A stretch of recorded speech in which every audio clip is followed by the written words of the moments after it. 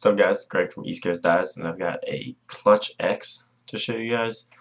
This one is a dye from Lacrosse Unlimited, so you can see it's got their logo, these little lacrosse players shooting all over the head, and white, red, and black as the rest of the head, and it looks really cool from a distance. Kind of looks like camo, but up close you can see the Laxman, and it is pretty tight. I know they've got like a dye sticker cutter, kind of like Weston from Colorado has, that they use to cut these shapes out, because all my dyes are done cut using freehand cut shapes, the Maryland flag dyes and the camo dyes and stuff like that, and it's really hard. It takes forever, and they crank a lot of really nice, really clean dyes out, and so they use like a high quality vinyl with a sticker cutter like the Silhouette that a lot of people use. I know a couple people that have one. I don't dye a lot of heads anymore.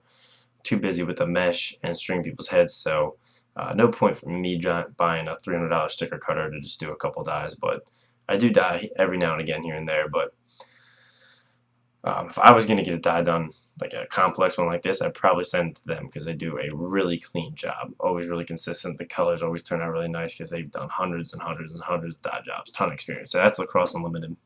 But a customer sent me this Clutch X Super Light, and just real quick about the Super Light, this thing is unreasonably light. I was holding a Lakota with the same stringing and picked up the Super Light, and it felt like a feather compared to a Lakota. I don't know if it really is that much lighter, or I was just surprised because I've been holding the Lakota for a couple minutes, but it is ridiculously light. And so if you're looking for something light, the Clutch Super Light is definitely a good option, or any of the Super Light heads for that matter. But they wanted it strung with white East Coast mesh, with all white top string, all white sidewalls, all white everything, which I'm a big fan of on dyed heads. An all white stringing really just brings out a dyed head, even with, especially one with white accents in it like this. Really makes it pop. Too much color in the stringing with too much color in the dye really really can cloud it up and make it look worse. So they wanted white East Coast mesh with a mid pocket, and it's got a really nice tight channel, so it'll be really nice and consistent for them. They wanted not a lot of whip, so I was going to do a 5 diamond U, but switch to a 3 diamond U instead, and it's got 2 straights, so the release should be really smooth. It's got no nylons in it, so it should come off these really smooth, really low whip release, but still some good hold, because that channel is nice and tight in there, right inside that 3 diamond U the ball will sit, but still not have a lot of whip. Let you guys know how I strung this really quickly.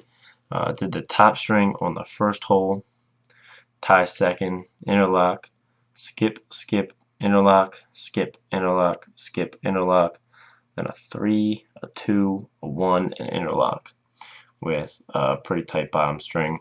And so it should work out really well for them. Really big fan of this head. I love doing heads with some color in them, either color in the stringing, some custom colors for the shooting string and top string, or a nice dyed head, or like a Volt Lakota, a chrome head, something like that. Stringing all white sticks with all white heads gets a little boring after a while. But anyway, guys, thanks for watching. Make sure to subscribe if you want more stringing videos and tutorials, and like us on Facebook.